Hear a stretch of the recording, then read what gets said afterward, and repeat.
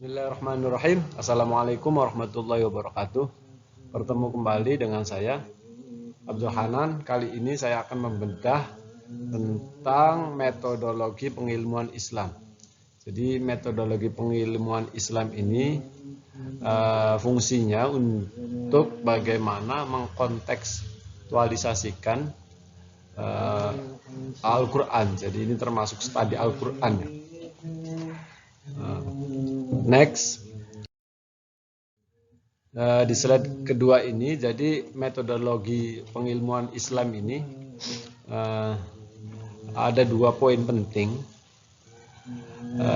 Jadi dalam proses pengilmuan Islam, metodologi dalam proses pengilmuan Islam itu ada 2. Yang pertama integralisasi dan yang kedua itu objektifikasi.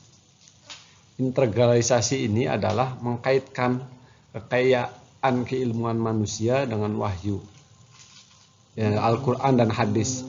Sedangkan objektifikasi adalah menjadikan pengilmuan Islam sebagai rahmat untuk semua, rahmatan lil alamin. Jadi ilmu-ilmu sekuler di sini juga termasuk bagian pengilmuan Islam. Jadi orang banyak menganggap bahwa ilmu sekuler adalah bukan lagi ilmu kita, bukan lagi ilmu-ilmu orang Muslim.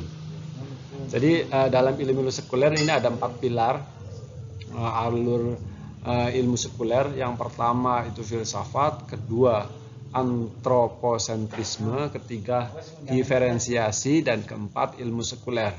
Yang pertama filsafat.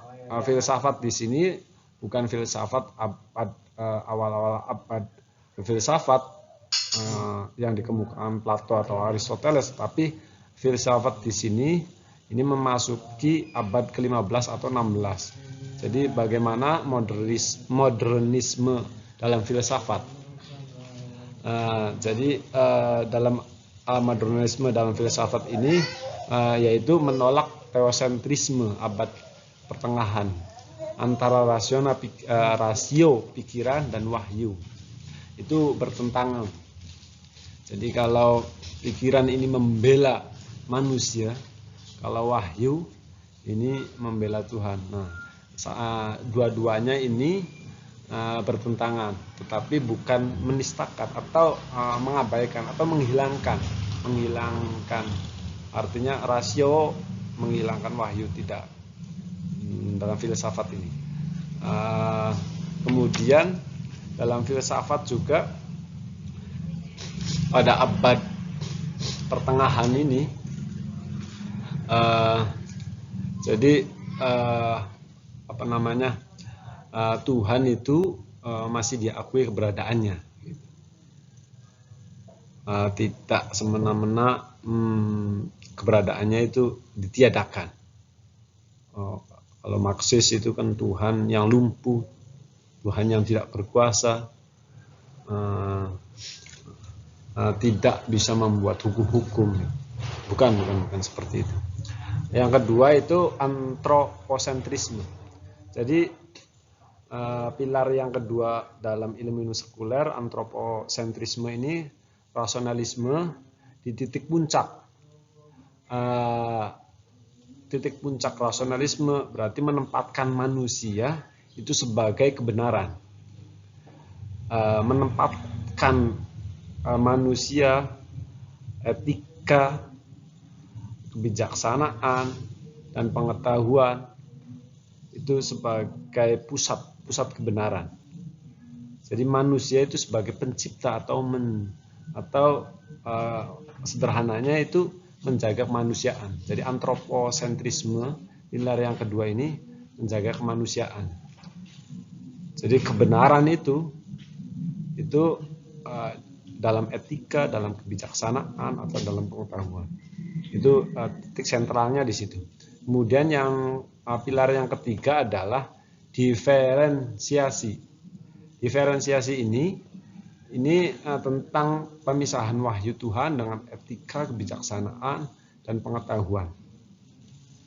Jadi pilar keempat dalam ilmu sekuler ini bahwa ekonomi, politik, hukum, dan ilmu itu harus dipisahkan dari agama.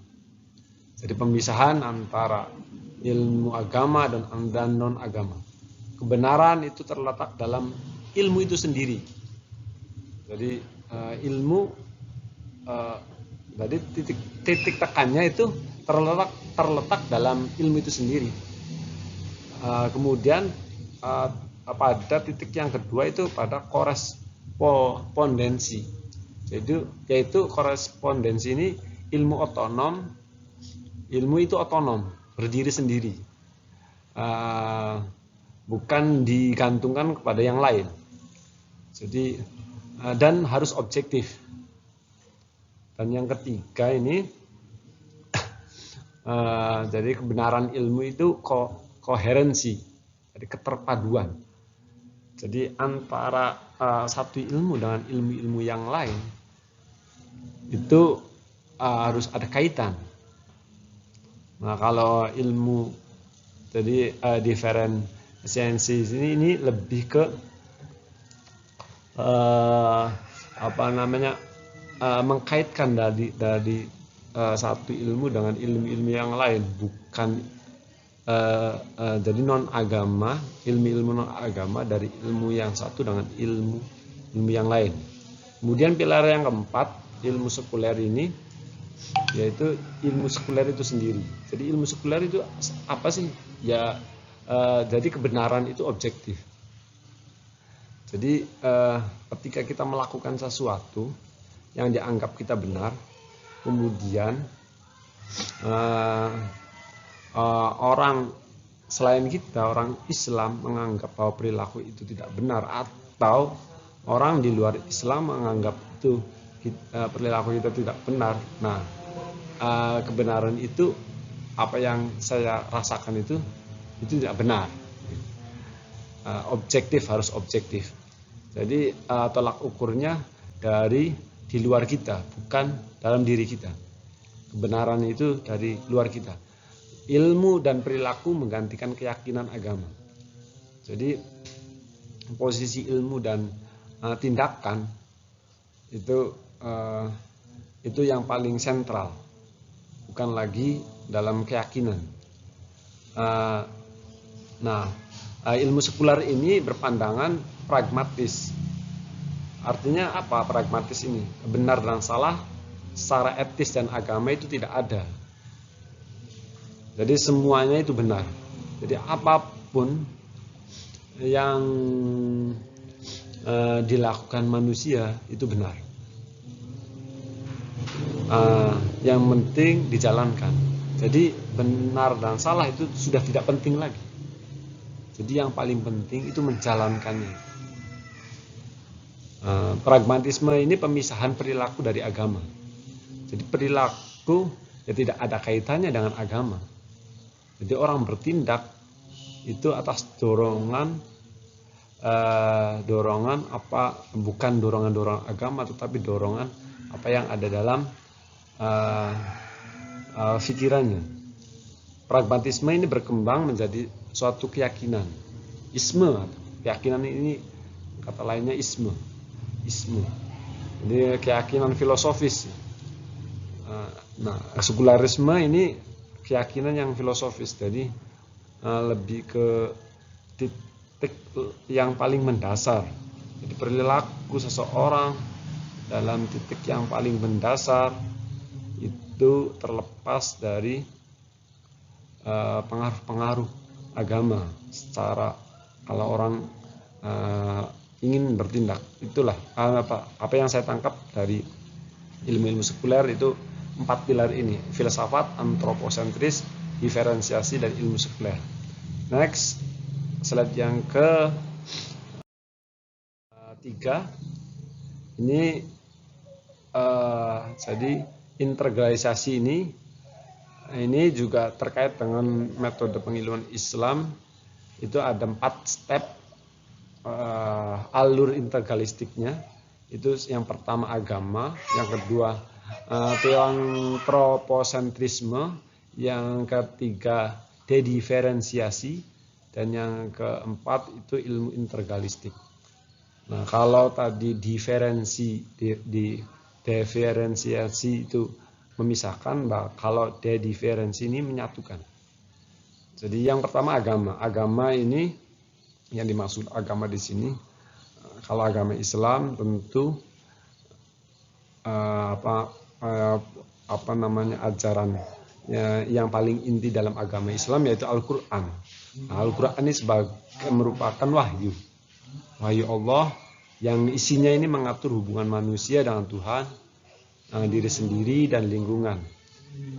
Lingkungan ini berupa fisik, sosial, dan budaya, termasuk petunjuk etika, kebijaksanaan, dan grand teori.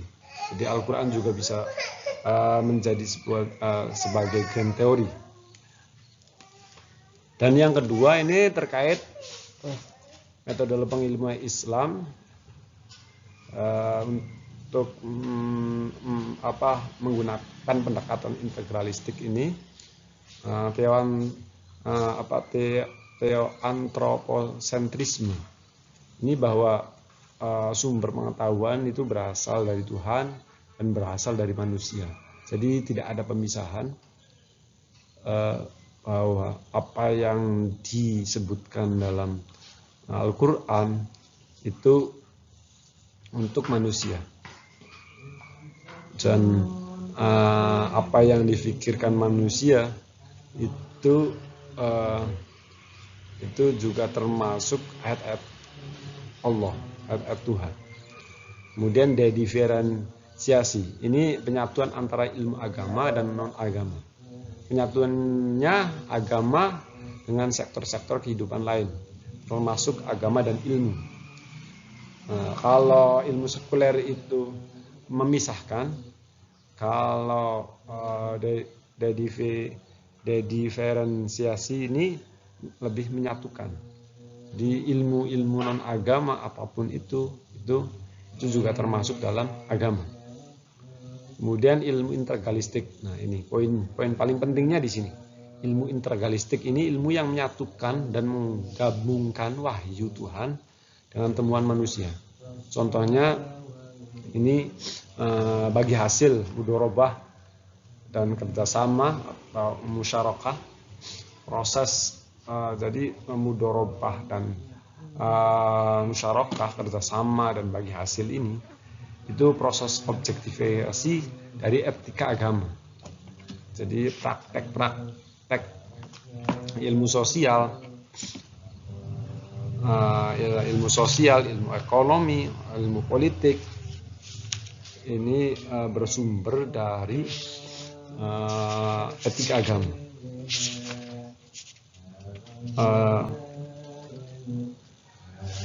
Ini penting ya, karena dalam ilmu integralistik ini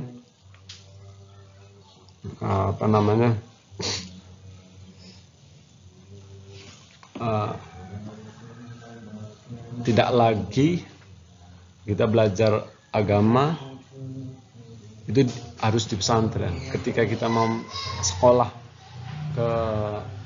di luar pesantren, sekolah-sekolah formal, itu kita tidak belajar agama. Itu salah. Itu sebetulnya mau menghapus cara pandang atau cara berpikir seperti itu. Jadi ilmu integralistik ini ya semuanya itu mengarah ke agama dan mencapai titik bagaimana kita untuk mengenal Tuhan. Itu dan yang terakhir di asal keempat, mungkin penyampaian saya mengucapkan banyak terima kasih. Jangan lupa subscribe, like, dan share. Apabila ada pertanyaan silakan di kolom komentar. Saya tunggu kritik dan sarannya.